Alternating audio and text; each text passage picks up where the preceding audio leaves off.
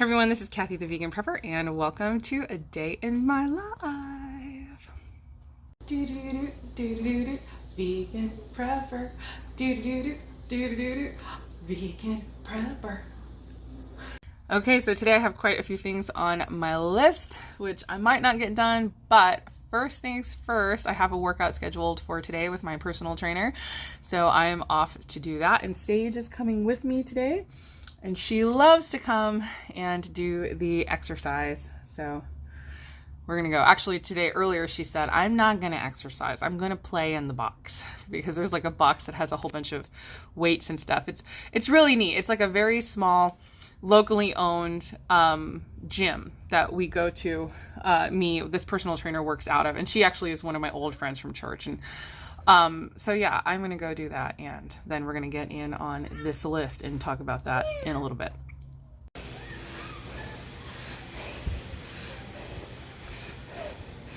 Go up. Good job. You're amazing. Good job. Oh, so good.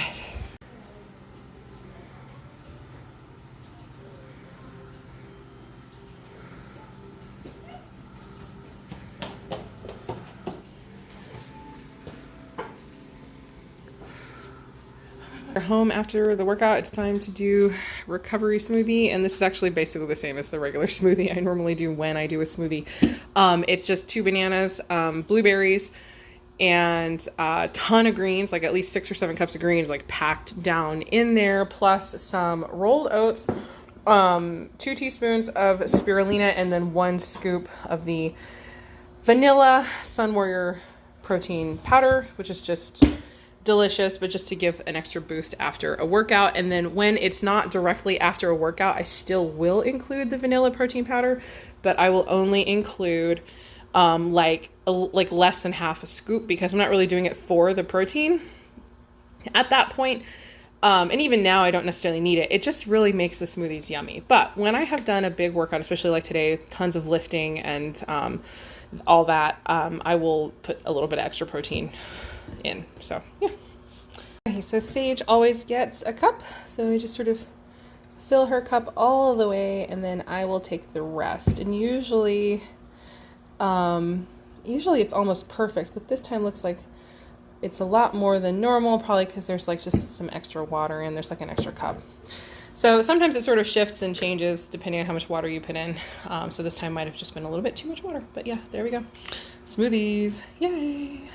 Okay, so the workout today was kind of brutal. It was like 8 separate exercises. So the one that you guys saw me do is probably one of the easiest ones that we did today. So it was combination of strength and cardio. So it was like strength exercise, cardio, strength exercise, cardio. There were 8 different things: deadlifts, ropes, bench presses, and the sled, like pushing and pulling on the sled, and all of that stuff. So it was really difficult. It was, like I said, it's just kind of brutal, but I'm learning, and this is something I never really knew before, because I never really did hard workouts like this before. I'm learning that when you finish a workout like that, you end up feeling kind of like you're jazzed up. I don't know if it's like all the extra oxygen, or there's like hormones pumped through your body or whatever, but you get kind of like a high, and it feels really good. So the brutal ones are hard when you're doing them, but when you're finished, and actually even for me, it ends up being kind of towards the end. So I'm the opposite of most people, and I don't know, or maybe I'm not, but my personal trainer is kind of surprised with me, because for me personally, it feels like I do my best on my last set. The first set, I'm like slow and can't get into it, but something, I don't know if it's like my muscles get warmed up or the blood gets pumping or something, but it's like my last set I always crush. And she's like, normally people are kind of dying in the last set, but I'm the opposite. I get the burst of energy. So if we did 3 sets, it was a 40-minute workout, and yeah, at first I was thinking I'm not going to make it, but then at the very end I was like, kind of spectacular. So it's cool. It's cool to, sorry if that sounds like super cocky, but it's neat to sort of see, because I've never experienced this before. Obviously I'm still obese, even though I'm losing a lot of weight now, but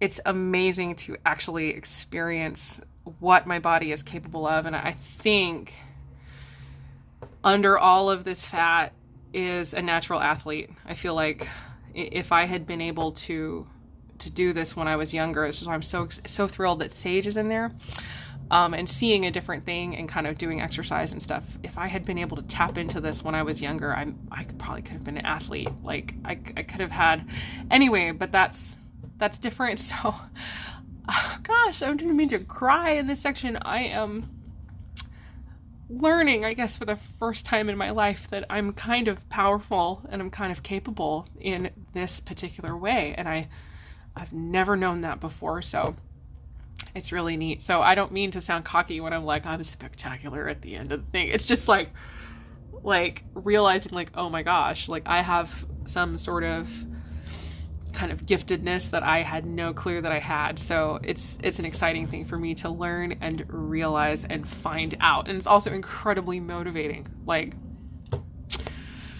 yeah, there's something special about me, my body. That's what it is, that realizing my body was built for this. Like, I've spent so long being so incapable physically in a lot of ways. But yeah, it's like, actually I'm kind of good at this. So it's really neat. So anyway, okay, sorry. So long list of stuff to do today, and I don't know if I'm going to get to do it. We have a tiny lemon tree out front, picking and processing the lemons, juicing them, and turning the peels into a cleaning vinegar, hopefully. And it's technically our neighbor's tree, but he's kind of a single guy. He owns his own business, and he's a business owner. So he works 12-hour days, 6 days a week. He does not have time, and he doesn't really cook a lot for himself, but he does want to have some of the lemons. And so this is just sort of the way that it works out. We pick it all, we process all the juice, and I hand him a baggie of cubes of frozen lemon juice. And that is kind of what he gets at. So his lemons don't go to waste, and then he still gets basically what he's willing to use. There was actually it was a few years ago, I handed him a gallon bag full of lemon juice, and he was kind of like, what do I do with this? And so apparently he was using that same lemon juice for a really long time, but I think this year he does need some more, so I'm going to give him some more. Also, I have out in my garden, it got real, so here's my super messy garden, sorry. And so these are my Roma tomato plants, like right here, and it didn't ever freeze, but it got to be 5 degrees, which is still really tiny, like really cold for Roma tomatoes. And so I don't know what happens, like with our weird summer, weird fall, they got a really late start. I was holding out hope that they would ripen, so I haven't picked them yet, but I don't think they're going to ripen. Those plants are kind of gone, so I need to pick the green tomatoes and then can them and process them into something either like a chutney or a salsa or something. So I'm not going to process them today, but I want to get them picked, and I want to get those plants cut off at the ground and sort of reset that bed for upcoming planting. I also have extra, this is kind of lowest on my priority list, dry bananas on my counter, which I don't know if you guys can see. I don't know if I want you to see past there. This is still so messy. This is like our current big house project that we're doing, the rearranging of like our whole house. But instead of freezing the bananas this time, I think I want to dry them, just to put up some nice dried fruit, super good snack, and then also potentially for part of our car kits, which we're working on, faithfully working on, like emergency kits for our cars. And I've got Sage coming. She has a show. And then number one, here, let me, I guess I could go show you. Number one thing is I have quinoa and cannellini beans in my dehydrator right now. And just wait 1 second, Sage. I'm going to pause your show just for a second. They're in the dehydrator right now, and I want to get those taken out. They're part of my dehydration data gathering project, which I am doing for my own use, but also for other people's use, to basically weigh and measure the results of dehydration and all of that, so that as I am putting together my instant meals, I can easily calculate calories. And I feel like this is very important because I have a lot of dehydrated food and I don't really know like how many calories is a quarter cup of dehydrated quinoa. Well, today I'm going to be able to find out based on the data that I'm doing. So we'll talk a little bit more about that. I have talked about that before, but I have a Google Doc that I'm going to link in the description below, which is a public document so that you can see what I've done so far, and then also kind of what I haven't done. I still have a few things on the list. It's amazing how long it's taken for me to get this done. I have no idea why. But also I might go to Costco today. So it's like, I wasn't planning on it, but my son, you know, he was like, Mom, like we're out of this sauce that he really loves. And it's like, all right, I might go to Costco today, but Adam is working on his truck. So my car is not here. So my car seat is not here.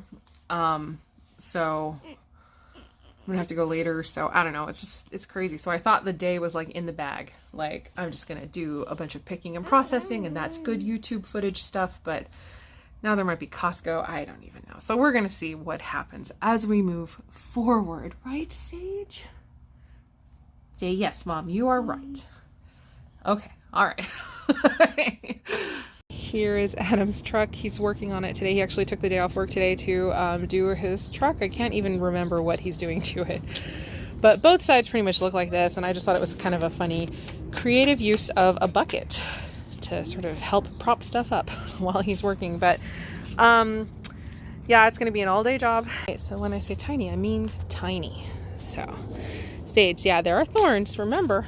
Here, now you take that, oopsie, and put it in the bowl. Yay! That's what we'll do. We'll get all the lemons. It's a pretty good haul for a tiny tree. So there's just a few we left on the tree because they're still pretty green, but yay, Sage, we got the lemons. Yeah. Out here noticing my bell peppers are not looking too thrilled with life. I think they're kind of pale. It's like maybe they need some nitrogen, but I like picking them red off the plant. It's just my favorite. So yeah, we've got some little ones. So it's like some of them are really little, some of them are starting to come in big. So yeah, I think I need to put some worm castings in the ground, and I will deal with that. I'm hoping that these will go perennial, like my jalapeno bushes over here, which are just, they're just massive. I have massive jalapeno bushes. I know I need to trim these. I need to trim them, and I need to probably get some worm castings at the base too over here and feed those again. But yeah, here is my superstar dinosaur kale plant. This is one plant. It's in its second year now, so I need to start harvesting this pretty hard. It will almost certainly go to seed over the summer, but it has gone through one entire summer already and fed us, and now a winter and feeding us, and then now I haven't been harvesting off of it lately, so there's all these little branches come off. I just love this kind of kale. This is my favorite kind of kale. I feel like it saves the most space because, like, look, even this one, it sort of grew sideways, and now it's like out of the garden bed and left room for all my eggplants, which I also kind of need to trim up and take care of. Obviously tons of weeding needs to be done. Apparently eggplants will be perennials, and I might just trim them and leave them. So apparently you'll get like 1 or 2 good years out of them. And so if I can leave these for a couple of years at a time rather than replanting them each season, that would be amazing. But anyway, you guys are not here for eggplants and kale. You are here for the Roma tomatoes, the green ones. And so some of them look like they're on their way to ripening, but yeah, they just sort of never quite got there. So anyway, this is also my patch of chickweed, which I'm letting grow on purpose because I will be picking that and drying it. And yeah, anyway, I will go ahead and get to that. So let's get started. For this job, I have employed actual help. Don't tell Sage. Okay, there it is, and it's all taken care of and weeded now. Well, except for the chickweed, which I'm keeping. That's a weed that I want. But just for like a few more days. I'm gonna pick that pretty soon. And yeah, so I knew it wasn't gonna be a huge harvest, and hey, there was one that was almost ripe in there. So it's not a massive harvest, but it's, you know, it's cool. This is, I think, really cool for it getting through winter. Also, we have picked several tomatoes off of these bushes. This is just, you know, I left them for, you know, way longer than most people do, and I'm pretty happy with it. I still, you know, I got some good stuff off of there. So I'm surprised. These bushes were really kind of set upon. They had a really hard time. They got completely overrun with squash bugs. It's like, come on, squash bugs, stay in your lane. These are not squashes. But I'm gonna go pick a few peppers and then get back inside. All right, so yeah, here's lunch. It's not too shabby. Actually, it is quite good. So I went salt-free again on this, and the flavors are still incredible, but I do kind of, I don't know if I consider it, it's not really like a cheat, but like I'll use hot sauce to give, because it's still pretty darn low sodium, you know, and it'll give like a kick, just a tiny kick of sodium and the heat. And then that is, to me, is just like perfect satisfaction. Like I don't need a whole bunch of salt. So anyway, yeah, so this is what I'm eating. It is not as veggie centric as I would normally like it to be, but like I said, I was on a real time crunch. So this is what we did, and I'll just focus more on that, I guess, at dinner. I am getting ready to finish up making a thumbnail for a haul video that I finished yesterday. It's finally uploaded and finished processing. Like the higher quality versions have finished processing. And so I'm going to go ahead and post it in a few minutes, but I need to go ahead and finish the so I just sort of make all my thumbnails in Photoshop, and it's just like super overly simplistic. Really not anything fancy. I don't know what to put. Like, so I wonder sometimes, like, what should I put? And I'm like, big herb haul.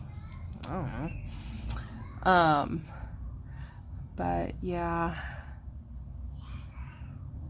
and if I can make that like wider but a little shorter, I don't know, I'm gonna have to play around with it, and I'll finish it up and figure out exactly what I'm going to do. Okay, so here it is, all ready to save and get added to the actual video. And like I don't know, I feel weird sometimes like putting stuff like this, like the $300 in the haul, like, or in the thumbnail, because I don't know, it feels weird. But I don't know, that's the kind of stuff people are interested in. People love watching other people spend money. And I'm not saying that like as a mean thing or a derogatory thing, because I am the same exact way. I love watching haul videos, and I do the same thing. Like if somebody posts, you know, like $1,000 as your standard haul, then I want to click on that, because sometimes there's like the curiosity of like, what the heck did you just spend $1,000 on? And so I don't know, it's just to try to get some more views, to try to expand the viewership of the channel. Hey, Sage. She came over to help. Anyway. Okay, so I was wrong. It is actually still processing the two higher quality, but it makes sense because it's over 40 minutes long. It's going to take absolutely forever, but I'm going to go ahead and post it anyway. Just because, I don't know, that's what I like to do. So this is a little bit of background information. So for the playlists for this, because it's an herb video, I've been putting vegan home cooking on some of them. I'm gonna do the herbal goodness video, or the herbal goodness playlist, if it will show up. Did it not show up? Oh goodness. Well, anyway, my computer's super slow, so it might be taking a while. We have like the intro of my channel thing. It is low tech but high strung. Extremely low tech, extremely high strung. Hopefully one day I can be high tech and high strung. That would be amazing. But here we go. Save. The video is live. Well, in a couple seconds it will be live. Yep, it's live now. Let's go back to the channel page, refresh, and any day now. No, I'm not gonna do it. Oh, I see something happening. Yay, okay, I'm pausing this. There we go, yay, it's live. No views yet, but yeah, so I guess that was a tiny bit of behind the scenes for editing and posting a video. I'm not very happy with that thumbnail, actually. I'm realizing I should have photographed this so that more of this was cut off. So I'm definitely still learning. One of the things you may notice in some of the thumbnails is like I'm always avoiding, I try anyway, to avoid the bottom right corner, because for the most part the timestamp on almost every device will kind of cover up the words like it does right here. And so I try really hard not to put stuff in the bottom right hand corner that I want people to be able to see. So anyway, I'm going to go ahead. So Sage has requested, I'll turn you around so you can see me. Sage has requested a snack. And so I'm going to go cut up, I think I'm just going to cut up some pita bread for her because she really loves pita bread. And I'm going to go do that. And then I will be emptying the dehydrator and talking a little bit about the dehydrating data gathering project that I am working on. Okay, so I'm getting ready to empty the dehydrator of the quinoa and the cannellini beans, and we're going to go ahead and get that weighed and measured and the information put into the spreadsheet. So I will be showing you guys that spreadsheet in just a second. So basically I'm just going to empty the trays, as I always do, onto a piece of usually a wax paper, but I can't find my typical wax paper. So I got a new sheet of a parchment paper, which does not work at all as a parchment paper. It's like a Walmart brand and pretty much everything sticks to it.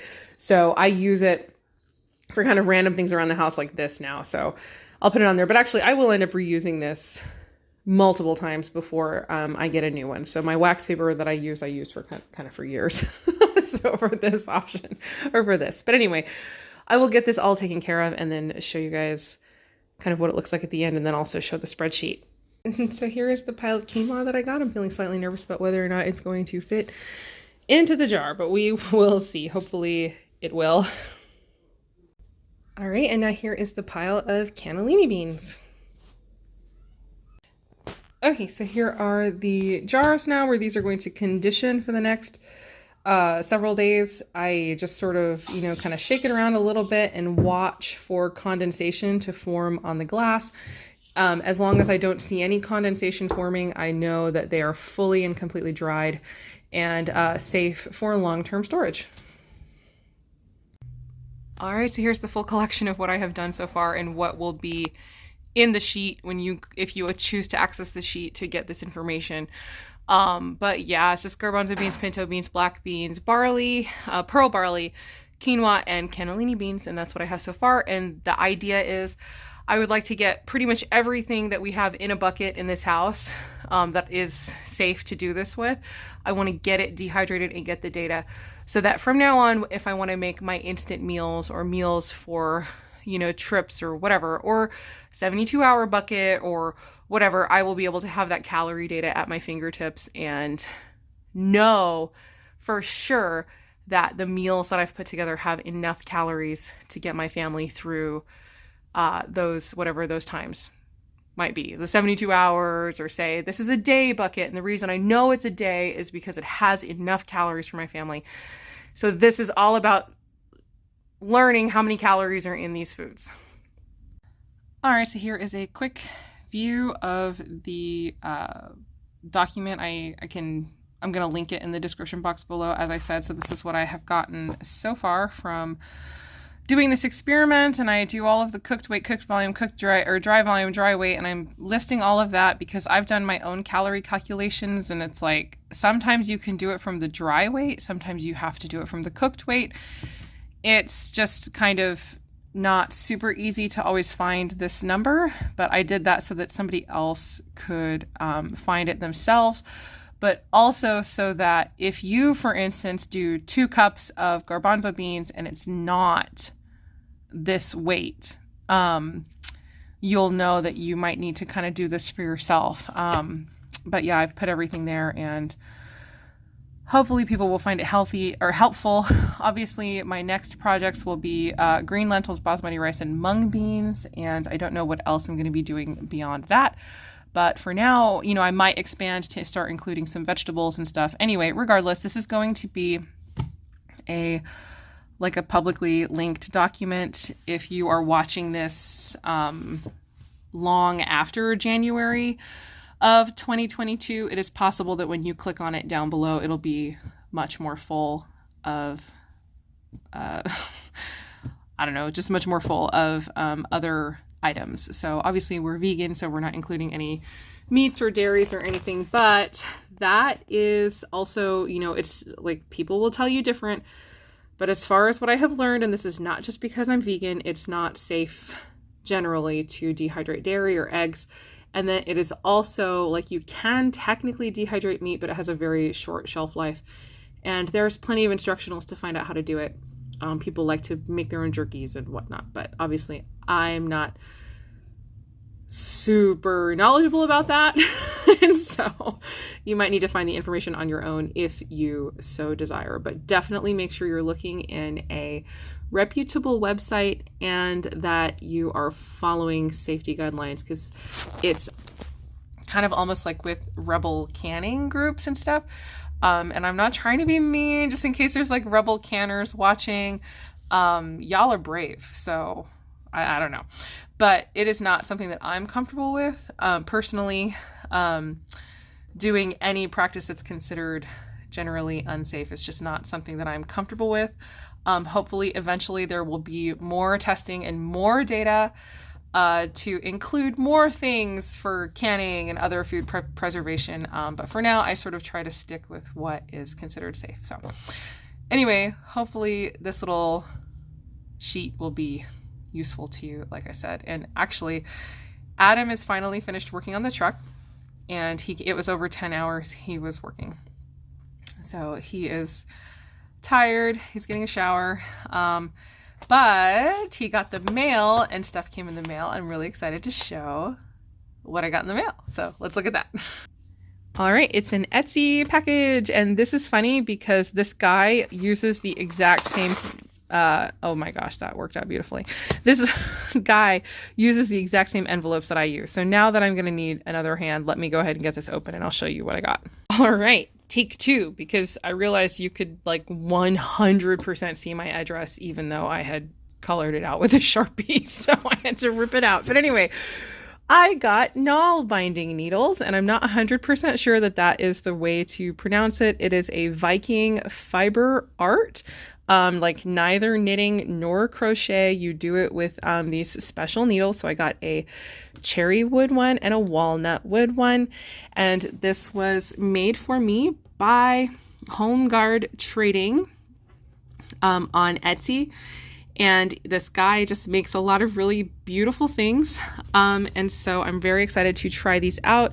These are cut and carved from trees on his land. And I just I love this idea. I was looking at them and I could see that this is definitely something like Adam could make for me, or that I could make for myself. But I really do appreciate supporting artisans who do this work, especially because, you know, my business is a handmade business. And I know, like, if I'm theoretically going to make something, I don't know, I usually like to support at least one artist before we try kind of doing it ourselves, if we can. And so for now, you know, we can. It wasn't a big deal. So anyway, yeah, Home Guard Trading. This is all the info. If you're interested, just go check out his shop. He's got a lot of really cool stuff in the shop. And you guys, I don't know if any of you remember from one of my other in the life videos that I am thinking about trying to get into like historical reenactment. So I haven't like settled on a time period yet, but if I'm going to do like kind of medieval or like Viking level, like more ancient kind of enactment, something like this could be kind of fun. But anyway, I'm going to learn how to do this. So I've been spinning yarn for my Nalbinding, and then finding out, because I just joined a Nalbinding, and I don't know if I'm pronouncing that right. I got to find it. A Nalbinding group on Facebook. I have to find out if I'm pronouncing that right, like I said. Anyway, but apparently this yarn that I have been spinning is not an ideal yarn for learning. So I'm going to have to try to like go through my stash and see if I can find, you're looking, typically, I guess it's easier to learn on a worsted weight single, apparently, like a yarn that's not plied. So finding something like that that isn't wool is probably very difficult. And so this is kind of where I have to diverge just a bit, I guess, because I am, like, I'm vegan, obviously. But I do still have a lot of questions. I have actually multiple videos where I've talked about this, that for me, veganism is like, there's two primary motivations for it, for the animals and for the planet, and for my health. But these are the things I really care about, kind of preserving our beautiful world for future generations, and other stuff like, so for me, I guess it just boils, and I don't want to launch into a whole long thing, but for me, like for things like wool, for instance, well, for one thing, I've been like crocheting since I was 6. I've been knitting for close to 20 years, spinning for, gosh, 11 or 12 years now. I think I've been spinning my own yarns. And so for me, I have a big stash built up, and I'm not getting rid of that stuff just because I'm vegan now. And I theoretically am not going to purchase any more wool. But then even to the question of wool, that to me, I feel to me it's not an easy answer. I know with a lot of vegans, they're almost religious, like orthodox about veganism. And so for me, there's definitely a hard line. No dairy, no meats, obviously. But like we do still use honey. There's a lot in beeswax. There's a lot of considerations that go into that decision. And so for wool, for me, I'm still not 100% sure that I'm 100% against wool. And it kind of comes back down to that clash for me of the moral dilemma of animals versus planet. Because obviously taking care of the planet is also better for the animals. And so it sort of ends up being this kind of cyclical, circular argument that keeps coming back to itself. So like for wool, especially like in a cold climate, and this is actually, I would love to hear thoughts, especially if you're vegan. What are your thoughts on this? Because I'm still processing this. I've only been vegan for going on 4.5 years now. I'm still very much processing a lot of this stuff. But the thing with the wool, because it's like if you want an alternative, it's usually like a synthetic. So a synthetic is basically plastic.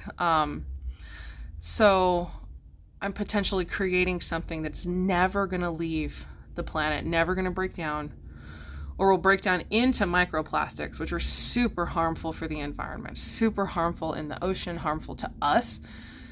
So it's like, am I destroying the planet just because I want to draw some, like, again, almost like religious orthodox line in the sand that I will not touch the product of an animal, of a sheep? Is it possible to raise sheep ethically? And that is right there, I guess, is the crux of the dilemma, is not really knowing about that. Is it possible? Is it possible to raise sheep, especially rams? Because it kind of goes back to the question where people say, why not dairy? Why not eggs? It doesn't hurt the animal. But it kind of does, but I don't want to like get into a huge long thing, because I know that non-vegans watch the channel. So please don't ever feel like I'm judging. These are like things that I have to think about. And I think about things. I really ponder, and I really, I don't take anything at face value, and I make what I hope are thoughtful decisions. And maybe some of them are wrong, but for now I'm still working on it. I'm definitely not a finished product. I'm still very much under construction and in the works. I'm a rough draft of who I'm becoming. I just saw that quote somewhere, and I love that quote. Anyway, but yes, is it possible to raise sheep ethically? But yeah, am I going to be like kind of destroying the planet with creation of all these synthetics just because I don't want to touch a sheep? So it's weird. So it's like, am I elevating? Because like a huge crux of the vegan argument too is to not be speciesist. It's I guess kind of like racist, but like speciesist.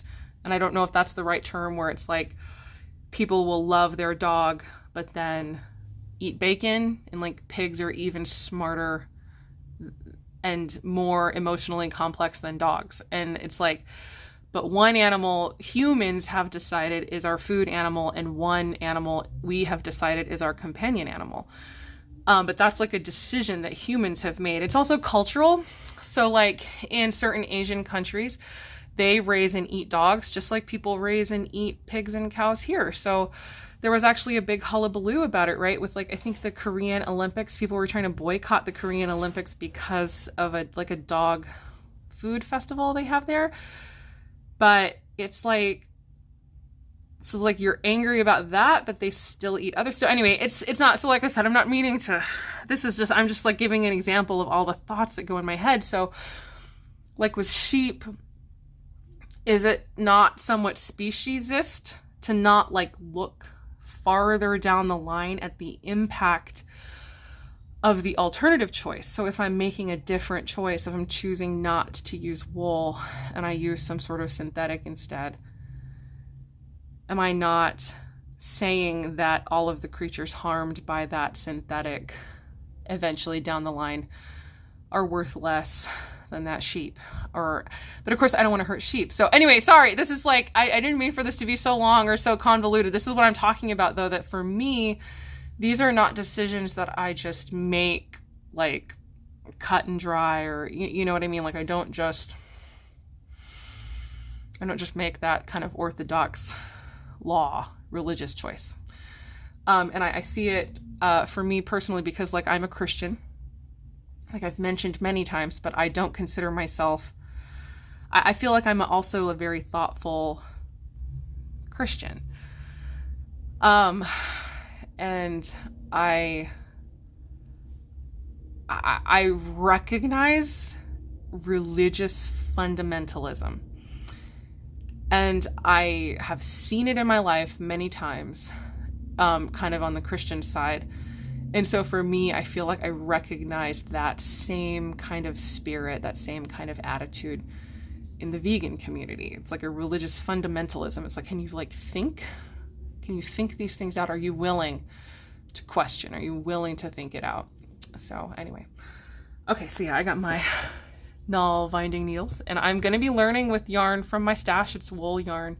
But yeah, because like you can do cotton, but then are you doing regular cotton or organic cotton? Because regular cotton has issues too. So it's like, it's like, how do you, like, do I even have the mental energy to care about as many of the things that I care about? I don't even know. So anyway, yes, I'm very excited to have those. So definitely check him out. He's got a lot of really cool things in his shop, and I'm probably going to go back. But anyway, it is definitely getting dark outside. The sun is setting. I don't know if you can tell. I feel like this light, I'm getting distracted. I know it's like, look at the camera, not the screen, the camera, not the screen, but I'm getting distracted because I feel like I look really glowy and kind of beautiful in this light. Sorry. But like, it's just such a really good lighting, and it's making my skin look really good. So I'm getting distracted. I'm like, oh, I actually like what I'm seeing, so I kind of want to look at it. But anyway, okay. But anyway, I think that will be it for my day.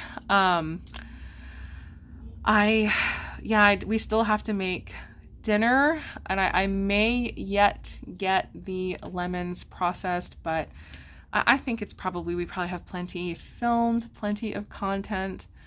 Hopefully you enjoyed this. And seriously, I welcome input and thoughts and opinions. I hope to always be open to listening to another person's thoughts on whatever. And I definitely, when I listen to other people, I do end up like changing my mind on a lot of things. So I'm very interested to hear any thoughts anybody has on wool or really anything else. Go ahead and talk to me down in the comments. I love reading the comments. I respond to basically all of them. It's one of the benefits of having a pretty small channel so far, is I don't get overwhelmed with comments. Now I'm like, oh, wait. Because I posted my video and now I'm like, oh, do I have comments yet on my video? The herb video. I was going to go to check. Do I have comments? Comments. Yes, I do. I have a comment. I get so excited about the comments. When the little bell has a number, I know that there's a comment. It's from Iris on my haul video. I've been dying to go browsing in their store, but it's just not toddler friendly, and I don't have much time on my own. Boy, do I feel Iris in that. talk about not having much time on your own. It's like the only reason the sage is not bothering me nonstop right now is because both of my sons are home and she's bothering them.